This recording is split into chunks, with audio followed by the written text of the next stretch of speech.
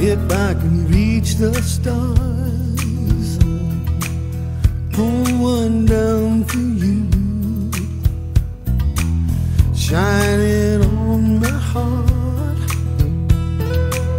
So over the last 3 days, you have, a lot has happened. So I just kind of want to cover what I think we've all benefited from over the last 3 days. You've had the youth and family voice related to their stories of stigma and what the community can do to overcome this. You've heard the latest research.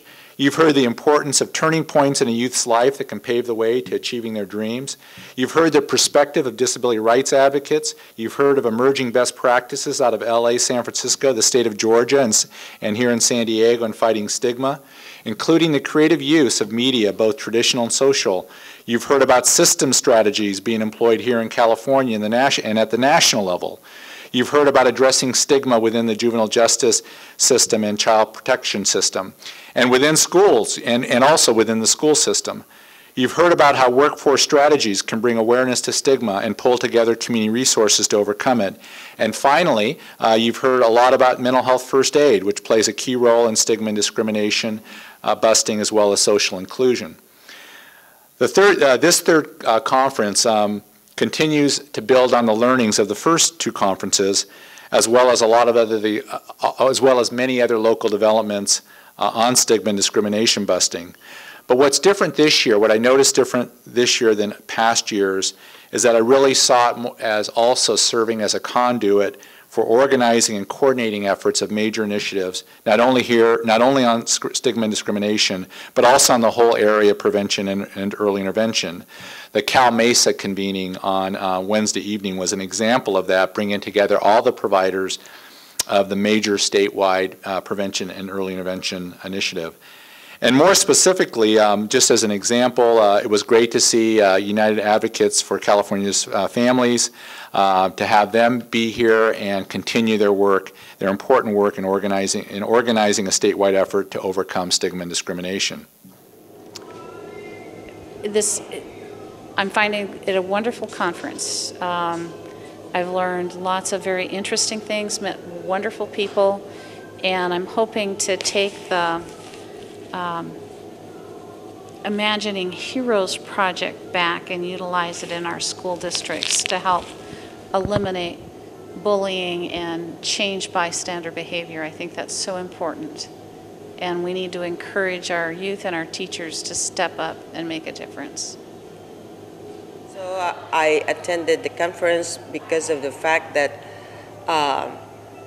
stigma is out there, and it's about time to do something about it in order for us to reduce or eliminate it. And how to do it is to do some actions. We got to get actions, and we have to do the work. We have to go out there and we have to do the actions. We got to go and approach people and have meetings and speeches and media as far as eliminating stigma. And I'm a consumer and I have a bipolar, and so I'm aware how it feels to be stigmatized. And this conference, I would love to come back to it next year, and I would highly recommend it to my friends and colleagues. And thank you very much, Donna, for putting up the 2012 conference. And thanks to everybody. My name is Joe Mari. I was humbled to be a participant and speaker at the 2012 Stigma Conference put on by the Family and Youth Roundtable. I want to encourage anybody that can and is able to come to the Family and Youth Roundtable's conference to do so. One of the most important things that happens at these conferences is the ability to sit down and talk with the speakers in a very intimate setting. Being able to talk to experts from across the country in a very intimate sit down and get your questions answered immediately and find out what's going on around the country. Making connections and networking with people that are doing many of the same things in different states is very powerful, and it's certainly something I'm going to take away from this conference and use it where we live. So I appreciate it, and I thank the Family and Youth Roundtable for all the hard work they're doing, including helping us with the peer support training in Mississippi. It's a valuable tool. They do a great job with it, and we look forward to our continued working together with them. So the biggest thing that I learned from this conference is the extent to which stigma is out there. Not only the prevalence of stigma, but how much work is being done to eliminate it. There are so many programs that are doing so many great things out here in California, but when we think about eliminating stigma for youth, the most important thing that I think I brought to and take away from this conference is that youth are going to be a huge piece of that change. And if we can educate youth and bring them into the equation and give them the opportunities and the skills to utilize their stories and themselves to make a difference in stigma, I think that's going to make probably one of the biggest differences for generations to come. What I've learned here since I've been at this conference is the ability to have resilience and the ability to not label those individuals who have mental illness and to encourage them to get support for the things that they have going on in their lives. Because the biggest way and the best way for stigma to be eliminated is first to eliminate that self-stigma. And so I've really enjoyed the conference, and I really enjoyed the message that these guys have put out. I would really recommend this conference to anybody who is interested in how to make social change happen, because stigma change is about social change. It's about changing our culture and the way that people think about and respond to other people, really. Ultimately, we've got a lot of work to do in getting away from a culture that is blaming and demeaning and moving to a culture that embraces people where they are, focuses on people's strengths, and acknowledges that a lot of people are facing challenges, including serious mental health challenges, and that learning to live successfully and be part of the community in spite of those is the real task at hand.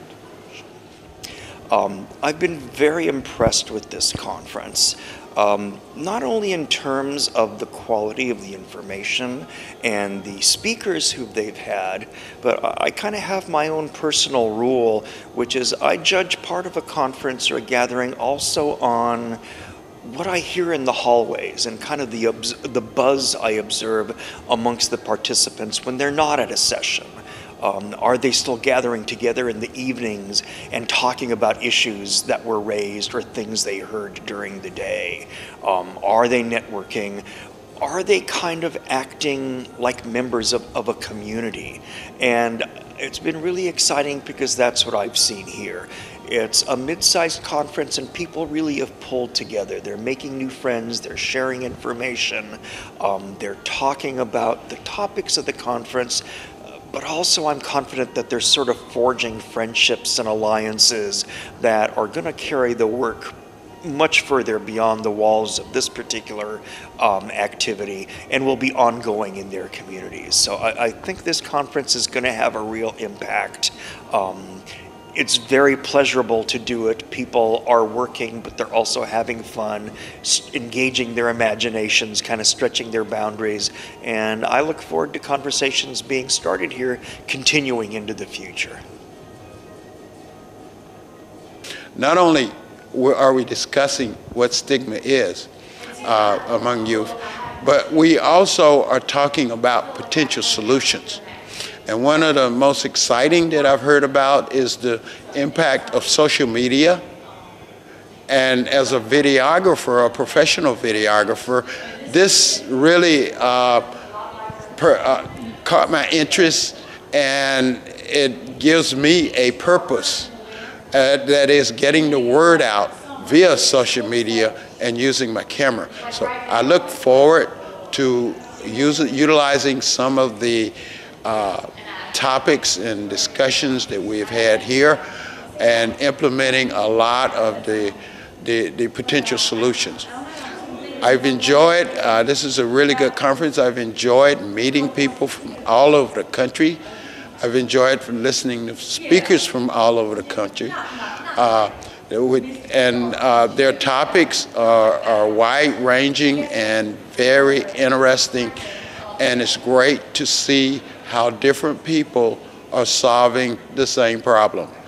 I look forward to hearing more as the conference ends, and then remembering next year when I attend to see how some of the programs that are being talked about this year fare in their implementation for next year.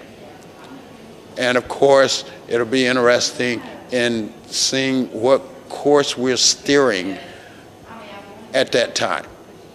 I would definitely recommend this conference for anyone dealing with stigma, whether it has to do with youth or youth or mental illness in general. A lot of the principles that I heard over the last couple of days apply to all types of stigma. And I recommend that next year, our particular stigma elimination task force continue to lend support and participate and lobby to bring others to this conference. Again, I want to thank all of you here, certainly for your wisdom, your shared experiences, your teamwork, and not letting up in our campaign to end stigma and discrimination. Again, I hope you had a great time here in San Diego. Hope to see you here next year. And again, thank you for all you do, and on with the work, right? Take care. Than this love I have inside is everything it seems, but for now I find it's only